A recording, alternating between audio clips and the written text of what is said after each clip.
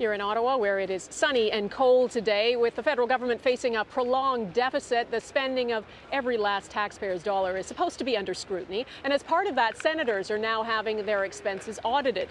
But Global News has learned of one part of the government that seems to be getting a free pass. Government ministers, their expenses are rarely challenged. Mike LeCouture has been looking into this story and joins us now. Mike. Well, Don, about 6 months ago, we started researching just how tightly ministers' expenses are being controlled compared to those of regular MPs. And we were told that ministers' claims are checked by people within their own departments and that it's a very stringent process. So we decided to check and see if it's really true. However, what we found is that the staff in the minister's department pretty much rubber stamps whatever expenses come across their desk.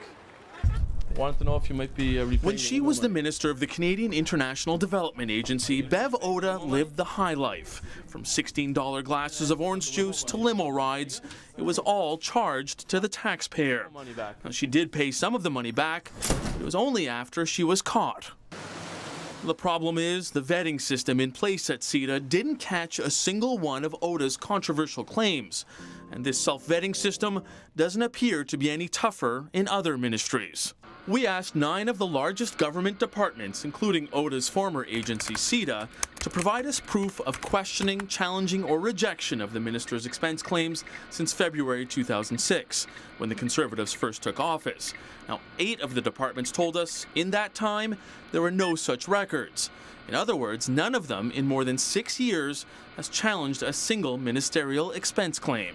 You'd think something would have come up in the last 6 years, and just shows that government doesn't seem to be either keeping those records or maybe there is a rubber stamp system happening.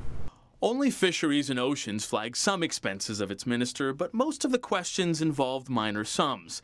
And in one case, the bureaucrat actually encouraged the minister's staff to charge more, saying the minister only claimed 2 days of meals and incidentals. He can claim for 3.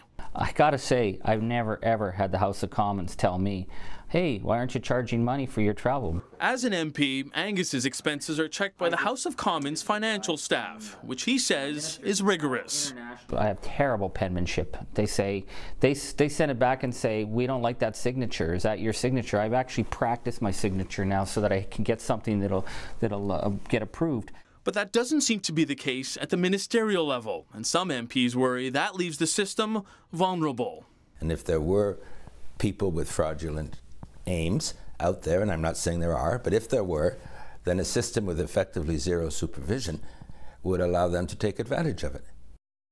And Treasury Board President Tony Clement declined our request for an interview on this story, but his office did point out that ministerial spending is down by 16% since 2006. But Donna, it still doesn't answer the question about all those checks and balances. It doesn't. Mike, is there any plan in the works for more rigorous oversight of ministers' expenses? Well, not right now for the government. I mean, MPs and some citizens' coalitions are saying that we should be moving towards something more like what the MPs already have, because they say if it's good enough for backbenchers and regular MPs, well, then it should be good enough for the ministers. All right, thanks for your reporting on this, Mike.